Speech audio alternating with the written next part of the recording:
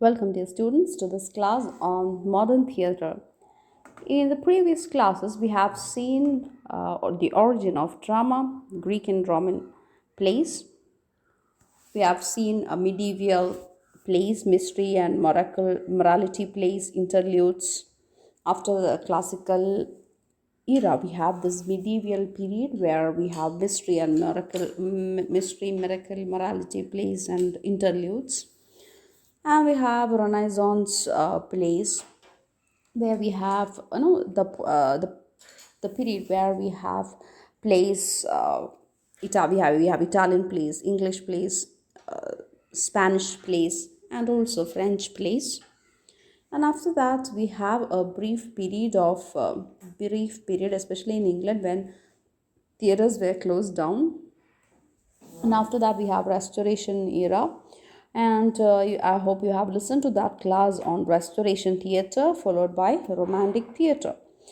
Today's class, we will discuss modern theatre. This is the period of theatre that we are currently in, and starting right from 1800s with the Industrial Revolution, huge advancements can be seen in drama. City life grew exponentially, and with this, populations around the world were in need of theatre. Intellectual curiosity in the sciences and regions was also an upswing. The intellectual revolution was also taking place along the line. The traditional thinking, the traditional narrative methods were challenged. Theatre of this time paralleled what was going on in the world. Playwrights of the past seemed simplistic and did not fulfill the intellectual needs of the modern playwrights and audience. The chaos and confusion of the time was directly reflected in modern theatre. Within modern theatre, there are many different movements. That is the main thing that you need to remember. So it's not just one movement in art. So when we talk about modernism in art and literature, especially in theatre, there are different movements that we can see during this period, starting from realism. We have realism, naturalism, and anti-realism, which is the era of isms, different sorts of movements: Futurism, Dadaism, Surrealism, Expressionism, Impressionism. Umpteen number of movements came side by side during this period. Coming to the first one, that is realism. This is by far the most popular and long-standing movement in modern theatre. For example, I think you know about problem plays, right? Do you remember that problem plays of Ibsen, Shaw? So that is an example of realist drama. This form of drama has a likeness to life without any abstractions, without romanticizing. Realism was a reaction against romanticism, sought to develop an aesthetic that was not abstract, rather one that was like life. So that's a key point: likeness to life. The idea was, instead of actors representing characters, the actor would become the character. I think of realism as a laboratory, and everything that exists in the society is shown as an objective performance in front of an impartial audience. Everything is to be as real as possible. And this form of theatre would expose the nature of relationships, the society. Realism gives the audience a large amount of real life evidence that allows them to arrive at their own conclusion. The stage was modified. It accommodates box sets and real walls, real bookcases, walls, doors, dressing. It's realistic in nature. The audience should feel that they are looking into an actual environment.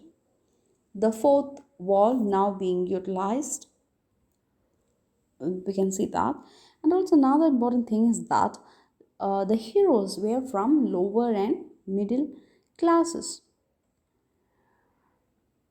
The protagonist rises up against the odds and fight against fate. We can see realism in the set, in the costume, in the props, in the stage proper, and so on. Coming to the pioneers of realism, Henrik Ibsen, a Norwegian playwright, is called the father of dramatic realism. Ibsen's plays are about ordinary people with ordinary issues that are relevant to society. These are issues that are still relevant today. For example, The Doll's House, his famous play. He also wrote, his plays are also called problem plays. That's an example of realism in theater. And in England, we have George Bernard Shaw, who created a comic realism and addressed issues such as prostitution, urban poverty, slum landlordism, democracy, and so on. We have many plays by Bernard Shaw, Candida, Arms and the Man. So there are a lot of plays, Mrs. Warren's Profession on prostitution, and so on. All are examples of realistic plays. And Anton Chekhov, who created deeply complex relationships between his characters. His plays are like The Cherry Orchard, The Three Sisters, The Seagull, Uncle Vanya are good examples of realistic plays. Naturalism is an extreme form of realism which began in France in the 19th century. Everything presented on stage should have been lifted directly from the real world. Dramatic action should never be contrived. It should look like a slice of life shown with all its stark reality. Naturalists believe that the most appropriate subject matter for this form of drama is the lower class. And the naturalist playwrights, they despised climaxes, characters, and characters as heroes. They couldn't accept that. They just want to present the slice of life as it is. And they followed the three unities rule. The pioneers of naturalism pioneer is Emily Sola, the chief theoretician of naturalism, who believed that humans were merely biological phenomena whose behavior was determined entirely by genetic and social circumstances. And he removed all theoretical conventions. And next comes anti-realism. Around the same time, other movements were on the way. Anti-realism, or this theatrical realism, is seen as having some serious limitations, and people and playwrights started reacting against it. Realistic theater excludes several very effective theatrical vices, that is music, dance, symbolism, poetry. They were just showing what the realistic portrayal of life as it is.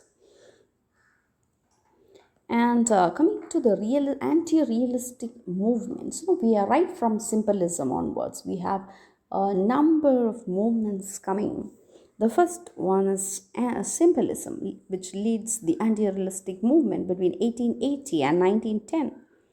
Its major proponents were French, but it influenced theatres all around the world.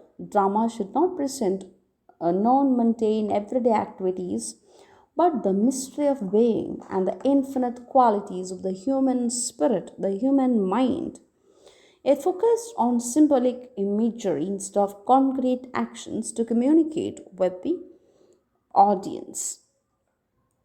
They try to, these plays, the symbolist plays often take place in a dreamy world, and the goal is not to tell a story realistically but to evoke the atmosphere and mood and focused on the inner realities that cannot be directly perceived by showing a slice of life. Leaders in this movement include Paul Fort, WB Yeats, and so on. This movement spread rapidly. Designers and authors were excited by the possibility of a theatre free of rigid realistic constraints. They believed that the setting should suggest a locale, not reproduce it. Both the designers were huge in multi-level assets. Also, they incorporated electricity also, and that actually helped them uh, to incorporate different colors of lights to the place. And following symbolism, we have the era of isms. All these are forms of stylized theater: Dadaism, Expressionist theater, Surrealist theater. Those are all, they all differ from the realistic portrayal of life. They differ from the realistic theater in form and in style. The first one that led the movement is Expressionism. So please try to familiarize with all these isms, which flourished in Germany during the First World War. The representation of reality was distorted in order to communicate inner feelings of human beings. The plays were highly subjective. Dramatic action is seen through the eyes of the protagonist and can seem distorted and dreamlike. The protagonist character is usually a Christ like figure who travels through a series of incidents that are not related. Characters are often given the titles such as man, woman, clerk, like names are not usually given. Major German playwrights include Ernst Toller and George Kaiser, included exaggerated scenery, bright lights, piercing sounds, benefits of electricity. American expressionist writers, especially Eugene O'Neill, addressed the growing concerns that countries' rapid industrial and financial growth was crushing human freedom. American writers include Elmer Rice. Plays include Subway, The Adding Machine, The Street Scene, Eugene O'Neill's Emperor John's. So those are examples of expressionist plays. After that, we have another important movement, that is Futurism, which originated in Italy around 1909. It idealized war and the machine age, attacked ideas of the past museum art.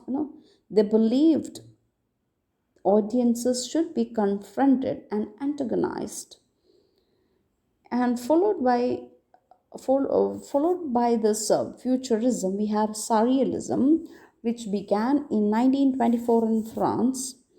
The surrealist artists, they argued that the subconscious is the highest plane of reality. So that is a very important uh, thing that you have to remember about surrealism. They try to represent not the reality that we see, but the reality of the subconscious. So according to them, the subconscious is the ultimate reality, and that has to be shown on the stage, and it is not possible to show the subconscious with a realistic portrayal of our environment. So we have distorted images, we have sounds, lights, and all sort of things come into play. Their plays seem to be set in another world. And followed by this isms, we have another movement in theater, that is theater of cruelty. Again, originated in France in 1930s. It was developed by Anton Artaud. You can listen to another lesson on the theater of cruelty alone. This was a revolt against a realistic theater. Antonin believed that the viewer's senses should be bombarded with shocking events, shocking things.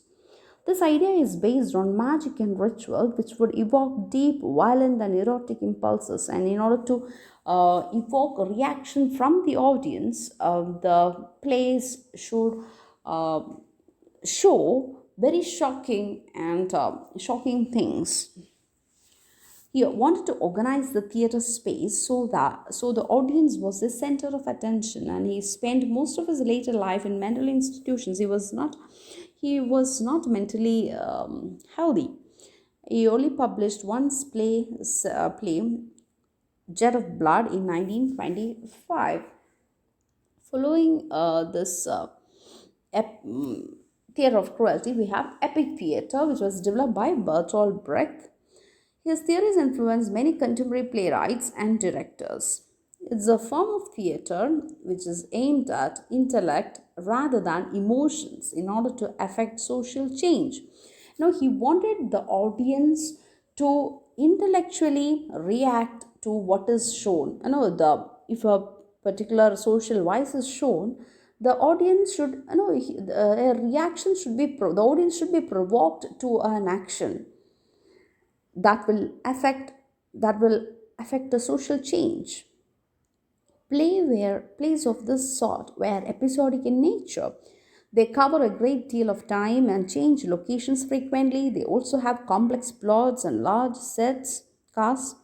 The goal of epic theater is to instruct and to provoke action. The audience should always remain emotionally detached or alienated from the stage. The audience must always know that they are in a theater and they are witnessing something, and uh, they need to act accordingly. Seeing the violence, injustice shown, they need to do something immediately, with immediate effect. The pioneer of this kind of theater is Bertolt Brecht. And after this, we have another very important movement in art and literature, that is existentialism, an idea started by Jean-Paul Sartre and Albert Camus during the early period of 20th century. This idea was in reaction to the Second World War. And existentialists, they believe that existence has little meaning. God does not exist. Humanity is alone in an irrational universe, and the only thing a person can do is accept responsibility for his or her actions. You know, Following this, they talked about existential angst. They were, especially the book Myth of Sisyphus used to be mentioned here.